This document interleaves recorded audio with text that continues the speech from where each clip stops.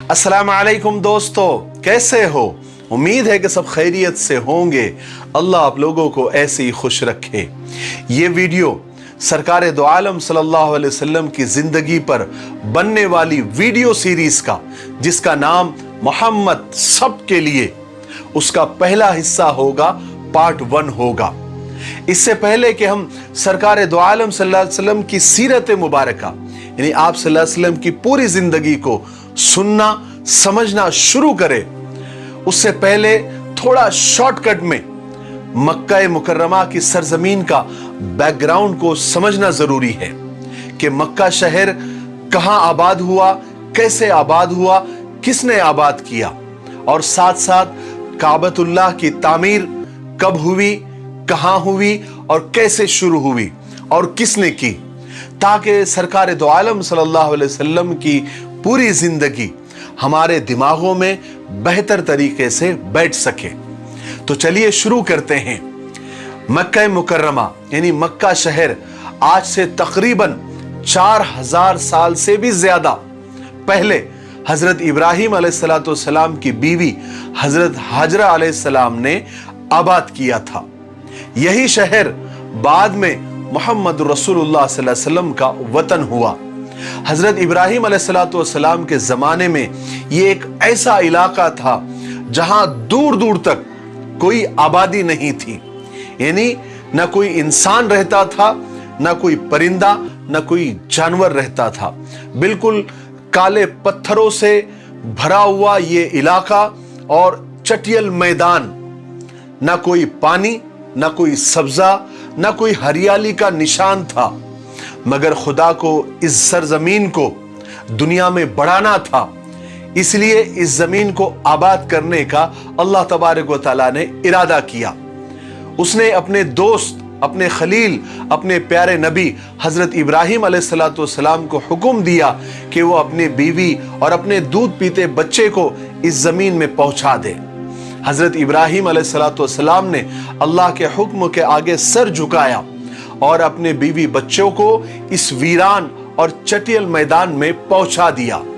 अल्लाह के खलील यानी अल्लाह के दोस्त हजरत इब्राहिम अलैहिस्सलाम ने अपनी प्यारी बीवी और अपने मासूम बच्चे हजरत इस्माइल अलैहिस्सलाम को उस वीरान जगह पर अकेले छोड़कर चले गए।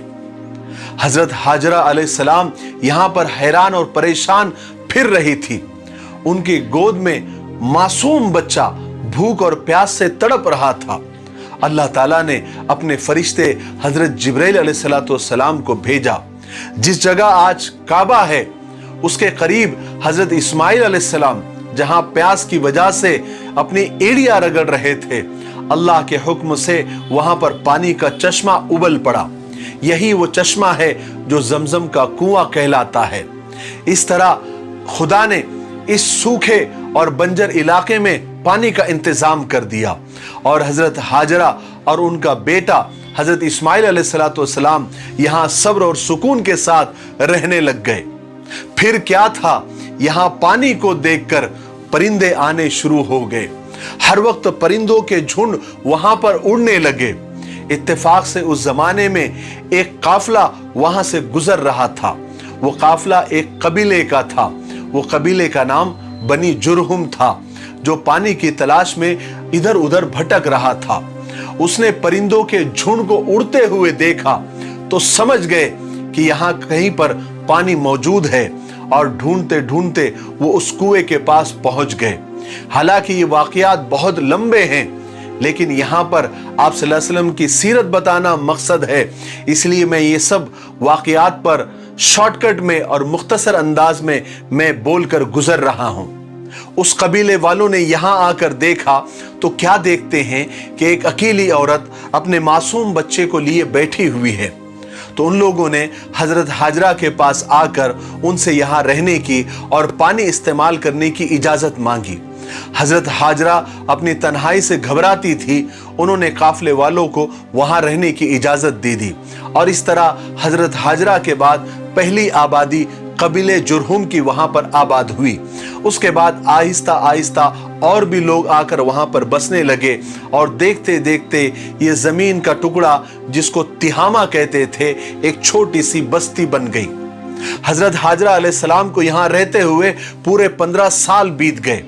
उनके बेटे हजरत इस्माइल अलैहिस्सलाम भी पूरे 15 साल के हो गए और एक दिन हजरत हाजरा अलैहिस्सलाम का इंतकाल हो गया, वो इस दुनिया से रुखसत हो गई।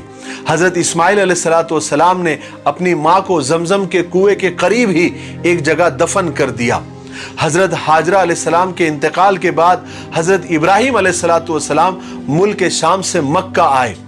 अल्लाह तबारक व तआला ने उनको हुक्म दिया कि इस बस्ती में जिसको तिहामा कहते थे वहां पर काबे को तैयार करें जो खुदा का घर कहलाएगा। हजरत इब्राहिम अलैहिस्सलाम ने जब अपने बेटे से जब वो मुलाकात हुई, मिले, तो उनको ये बात बताई कि मुझे अल्लाह ने ये हुक्म दिया है कि मैं यहाँ पर एक घर बनाऊं जहां लोग खुदा की इबादत करें और तुम इस काम में मेरा हाथ बटाना।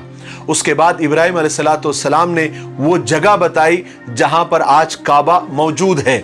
हजरत इस्माइल अलैहिस्सलाम ने फौरन अपने बाप का हुक्म माना और तामीर के लिए पत्थर वगैरह इकट्ठा करना शुरू कर दिए और हजरत इब्राहिम अलैहिस्सलाम ने दीवारें बनाना शुरू कर दी और कुछ ही दिनों में काबा तैयार हो गया जहां पर लोग खुदा की इबादत करने भी लग गए। हजरत इब्राहिम अलैहिस्सलाम खुदा के बरगुज़ीदा रसूल थे।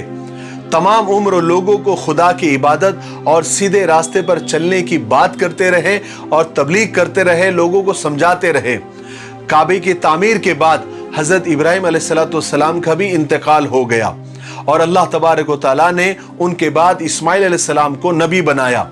हजरत इस्माइल ने भी लोगों को खुदा के एक होने का पैगाम दिया और सही सही और सच्ची बात लोगों तक पहुंचाई। इस तरह मक्का में हजरत इस्माइल अलैहिस्सलाम का सच्चा मजहब फैलने लगा और अल्लाह तबारक व तआला ने लोगों के दिलों में अपने पाक घर की इज्जत और मोहब्बत डाल दी, यानी काबा की मोहब्बत डाल दी और बहुत जल्दी दूर दूर तक इसकी शोहरत हो गई, एडवर्टाइज हो गई। आखिरकार 100 साल तक लोगों को सीधा रास्ता बताने वाले हजरत इस्माइल अलैहिस्सलाम का भी इंतकाल हो गया। आपकी शादी चूंकि मक्का में ही हुई थी तो आपकी औलादी भी यहीं पर रहती थी, यहाँ तक कि आपकी औलादें इतनी बढ़ गई बाद में कि वो दूसरे शहरों में भी जाकर बसने लगी। मक्के वालों में बैतुल्लाह शरीफ के इंतजामात की बहुत अहमियत थी और बैतुल्लाह के इंतजामात करने वाले यानी ट्रस्टियान जो काबा थे वो हजरत इस्माइल अलैहिस्सलाम के ही खानदान के लोग थे। चूंकि वही लोग ट्रस्टी थे इसलिए काबे की चाबियां भी उन्हीं के पास होती थी। हजरत इस्माइल अलैहिस्सलाम की औलाद में अक्सर लोग खुदा को एक मानते थे और उसी आसमानी दीन पर वो चलते थे जो हजरत इस्माइल अलैहिस्सलाम लेकर आए थे। लेकिन फिर जैसे जैसे वक्त गुजरने लगा दीन में नई नई बातें बढ़ने लगी, यहां तक कि काबे के करीब जो पत्थर पड़े हुए होते थे या काबे को लगे हुए होते थे, लोग काबे की वजह से उन पत्थरों की भी इज्जत करने लगे। आहिस्ता आहिस्ता ये इज्जत इतनी बढ़ी कि लोग उन पत्थरों को अपने साथ रखने लगे और इस्माइल अलैहिस्सलाम की जो औलादी थी, जो उनकी नस्ल थी, वो दूसरे शहरों में भी रहती थी, तो वो लोग वो पत्थर को तबर्रुक समझकर, बरकत की चीज समझकर अपने साथ ले जाने लगे और उन पत्थरों की भी इज्जत करने लगे जितनी वो काबे की और हजरे अस्वद की करते थे। फिर आने वाली औलाद तो एडवांस होती है, उन्होंने पत्थरों की इज्जत अपने बाप दादाओं से ज्यादा वो करने लग गए। यहां तक के बात यहां तक बढ़ गई और बिगड़ गई कि काबा को आने के बजाय वो उन्हीं पत्थरों के इर्द गिर्द घूमने लगे, उसका तवाफ करने लगे और ये इज्जत इतनी बढ़ गई एक वक्त में कि अरब वाले उन्हीं पत्थरों को पूजना उन्होंने शुरू कर दिया और उनकी इबादत करने लग गए और पत्थरों को तराश तराश कर अजीब अजीब शक्लें बनाकर उनकी इबादत करने लगे। और इस तरह अरब में बुत परस्ती की यानी बुतों को पूजना उसकी शुरुआत हो गई और लोग हजरत इब्राहिम अलैहिस्सलाम और हजरत इस्माइल अलैहिस्सलाम का दीन तकरीबन भूल ही गए। मगर मक्का में अभी तक कोई बुत नहीं आया था।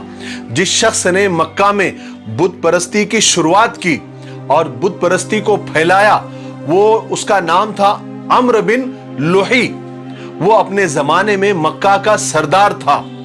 हुआ ये कि वो एक दफा अपना इलाज कराने के लिए मुल्क शाम गया, जहां उसने लोगों को पत्थरों को और तस्वीरों को पूजते हुए देखा।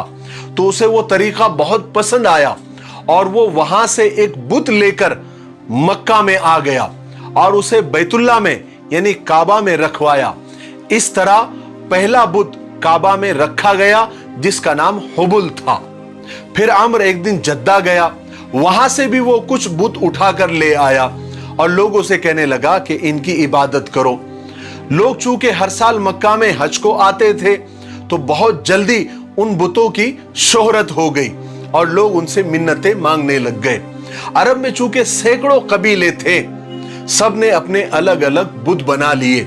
जो कबीला जितना बड़ा और मशहूर था, उनके बुत उतने ही बड़े और उतने ही मशहूर हो गए। मक्का में सबसे बड़ा और मशहूर कबीला कुरैश का था। उनके बुत का नाम हुबुल और उज़्ज़ा था।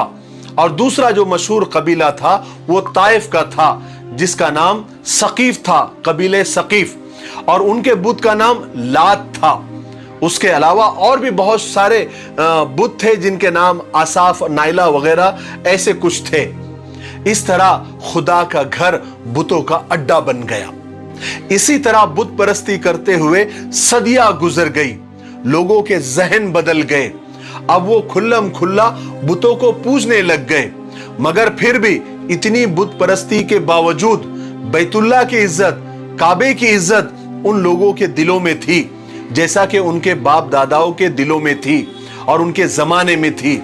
लोग ऐसे वक्त में भी अपने घरों को काबे से ऊंचा नहीं बनाते थे, उसको बहुत बड़ा गुनाह समझते थे।